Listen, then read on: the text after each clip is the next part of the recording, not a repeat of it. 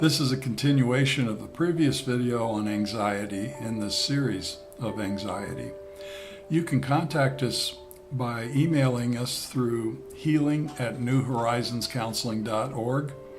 Go to our website at www.newhorizonscounseling.org and you can read all about us, get information. You can go to my blogs on there. We just made a new website, so I'm populating the blogs once again, adding to it. And of course, every time I sit down to take a blog and move it to the new website, I look at it and I think, oh wait, that's right, I need to add this, or I need to add that, or oh, I should say more about this. Sometimes it takes me a little while. I'm a perfectionist, so I go on a little more than I should, I'm sure, but it's for your benefit. And read those blogs, they're helpful. But also subscribe. There's a subscription area there where you can subscribe to get notice whenever a new blog comes out, to get notice each week. It gives you a little blurb of information from the various blogs that can be helpful in some way for you.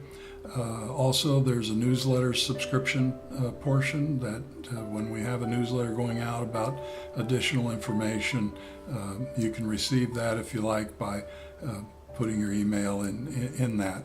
Or if you just want the subscriptions for the blogs and whatever else, you can do that. The newsletter one probably is going to give you more information about the YouTube programs and so on, so that would be helpful too. But give us your questions. There's no stupid questions. I want to get those questions so I can answer them.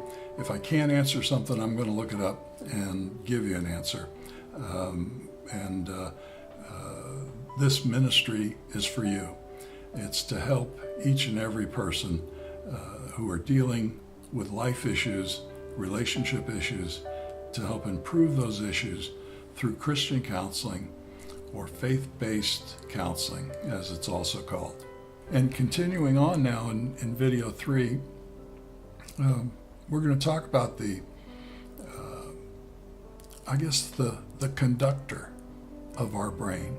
You know, if you think of an orchestra, and an orchestra is, each one beautiful music, violins and whatever else, violas, trumpets and saxophones and drums and all those things.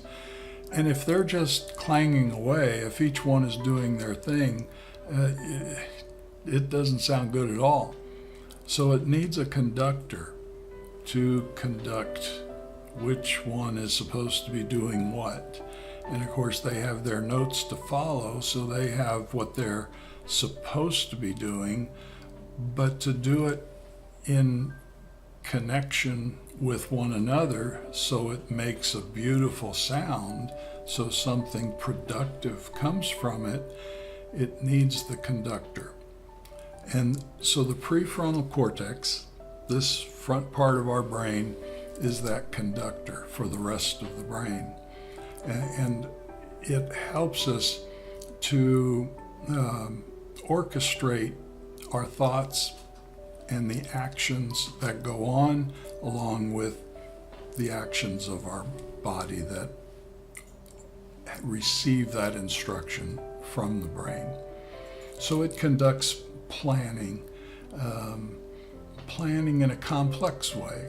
So complex thinking comes from the front part of your brain, and there's a front part and different parts of the prefrontal cortex that carry on with little different things, but overall your personality expression comes from here, not from back here, not from over here.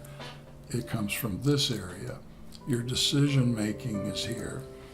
You're getting along with others, moderating social behavior, here's where it's located. So when we think of this, we realize that right here, when there are those who have ADHD issues, perhaps some OCD issues, Right here is the prefrontal cortex where it's located.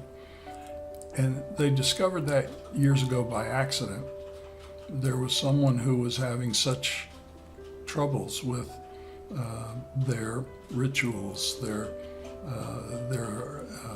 thinking that they couldn't control, their restlessness, their hyperactivity, and so on. They became depressed and they attempted suicide. Fortunately for them, it was a .22 pistol. It was an old bullet. The powder wasn't fresh anymore, and so it didn't penetrate as deep as it would have normally. And so he lived. But it damaged, he pointed the gun right here, and it damaged that part of the brain. And miraculously afterwards, all of his ADHD issues, his OCD issues went away. And they wondered what happened. And so they studied him and found out this is that area where that's located. And so we can see that decision-making, moderating social behavior, this is where it's located. And that helped that person to improve in all those areas. Prefrontal cortex, that part that has to do with reason. You might say reason is common sense. Common sense is good sense. I wrote an article on that. You can go to my website and look at the blogs and read the article. By the way, when you go to the website, I encourage you to subscribe. So each time there's an article, you'll get a notice of the article. Each week you'll get a little blurb of information from different articles. And there's a newsletter subscription as well. On occasion, special information may go out that you can receive, and information about the YouTube program as well. Here, the prefrontal cortex again. Executive function, reasoning, being able to think through logically whatever you need to think through. So executive function relates to abilities to differentiate among conflicting thoughts. Wow. So with anxiety, what happens? If you've experienced anxiety, you know what I'm talking about. Thoughts get very conflicted. The higher level of anxiousness, especially if it kicks into a panic attack, anxiety attack, or panic attack, and then agoraphobia would be the worst of it. The fear of going out, fear of not having an escape, not being able to get back to safety quickly enough, fear of the crowd, fear of open spaces or closed spaces. Agoraphobia involves a lot of things, but the fear is so intense that it tends to keep people at home, and making it very difficult for them to get around. That executive function creates a lot of conflicting thoughts when anxiousness occurs, because it's hard to think through something. It's hard to determine good or bad when that wells up inside. Better or best. I was reading in Wikipedia a little something, and it mentioned this, and I thought, well, that's good. I'm going to jot that down.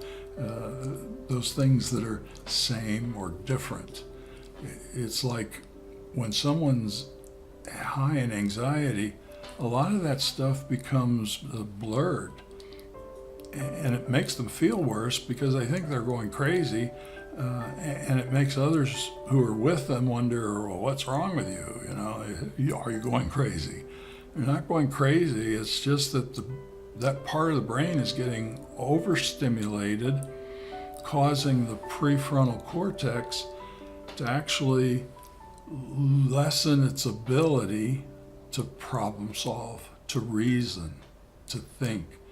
It actually slows down the processing of your processing center, because all the energy, the metabolic flow of the brain, much of it is being redirected back to that limbic system that we talked about the other day. As a result, the prefrontal cortex sometimes will freeze, just shut down, you can't think of anything. And that's not your fault. That's the process that's going on there, because there's that other part that's overworking, overstimulated. So it makes it hard to recognize those simple things, good or bad, better, best, same and different, future consequences of current activities. Well, you did that yesterday and look what happened. Why are you doing it again? Well, it's not their fault. It's that processing difficulty that's occurring, working toward a defined goal.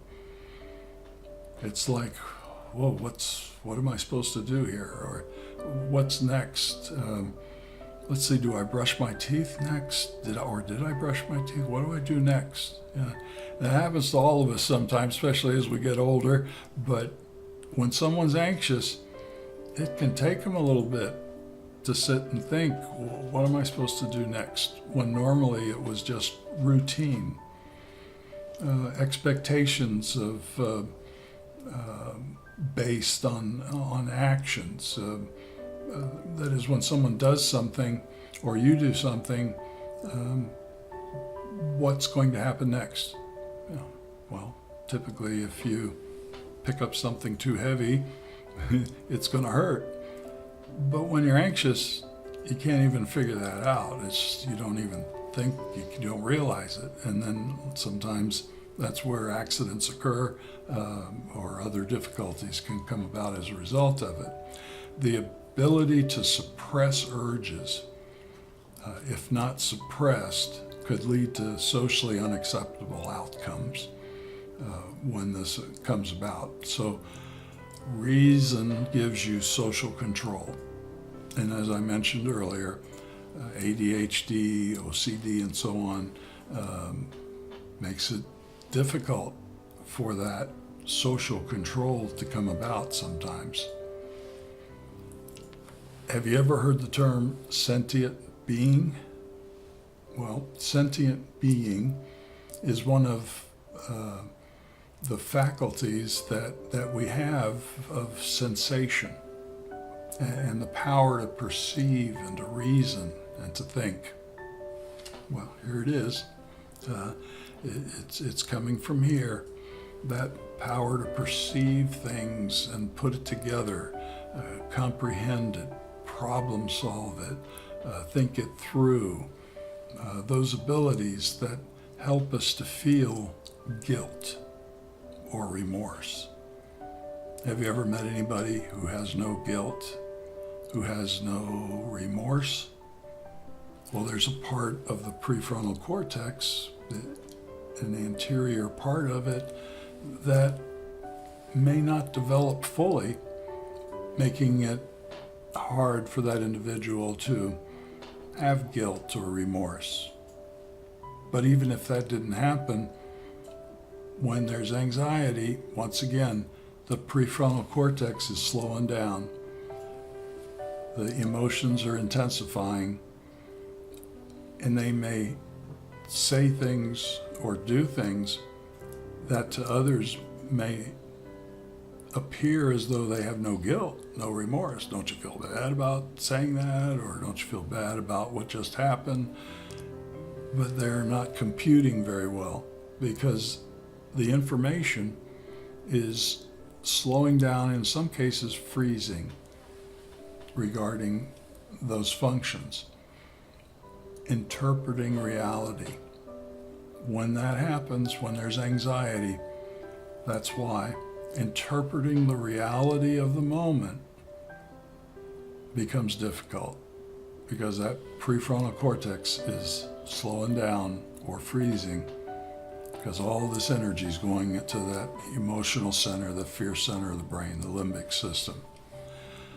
Sometimes I would shake my head, when my wife was very anxious, having anxiety, high anxiety, or sometimes I might not even be able to tell there's high anxiety going on because she can hold it in, and most people with anxiety, they don't want to show they're anxious, and so this may occur with her where she's interpreting reality a little strangely, and I'm thinking, oh, well, what's wrong with you? Why are you thinking of it that way, or why are you bringing that up? And then I realize, oh, okay, she's anxious, and so I smile about it, or I joke about it with her. And of course, she might get a little upset if I'm teasing her or something regarding that.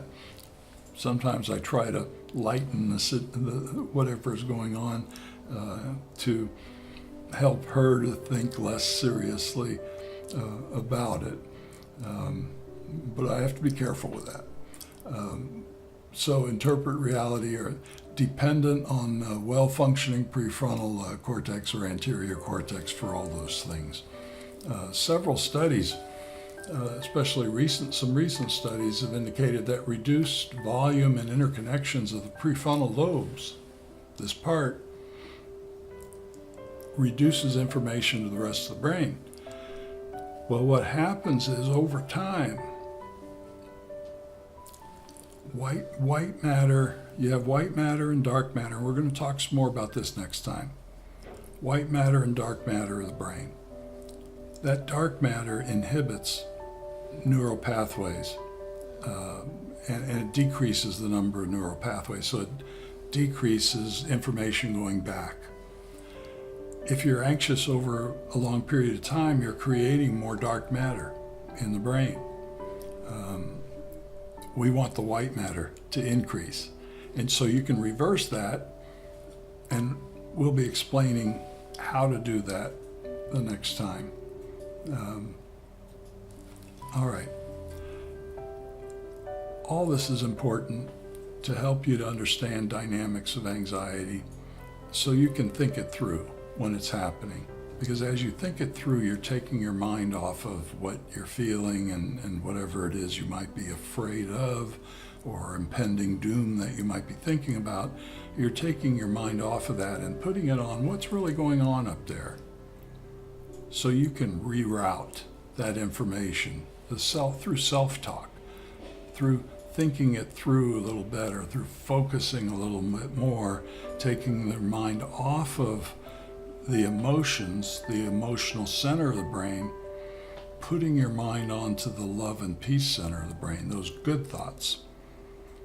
And PET scans have shown they both can't be turned on at the same time. So this is a way of helping you to recognize, if I can think more about the dynamics, it's going to help me to turn this off a little faster and be able to feel better. And I'm going to explain that in more detail in another session. I would like you to, whenever you can, open up your Bible. Read some passages out of the Bible, particularly the New Testament. The whole Bible's great. But I like to get those encouraging words from the New Testament, and then I go back and apply it in the Old Testament and pull out those good things.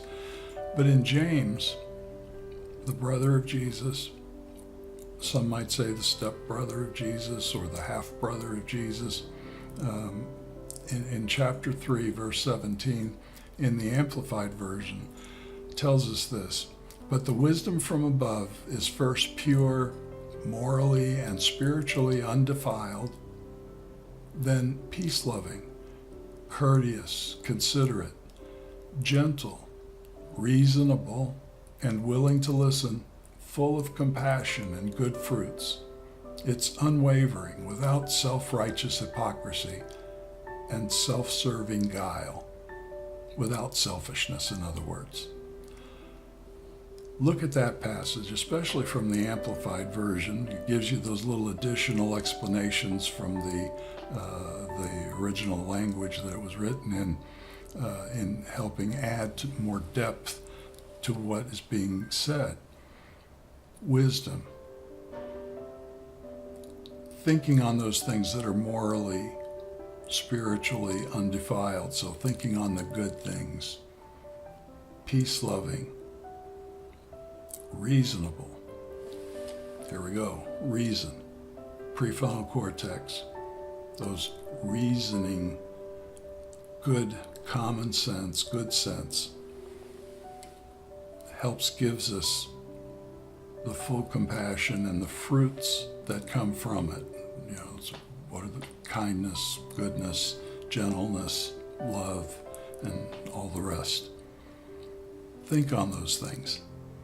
The more you think on those things, the less you're going to think on the bad things that come out of that fear center of the brain. I hope this was helpful. Next time, we're going to get into children. We're going to get into the origins, some of the origins of anxiety and the impact it has on children as well as the parents. So I hope you tune in again. God bless.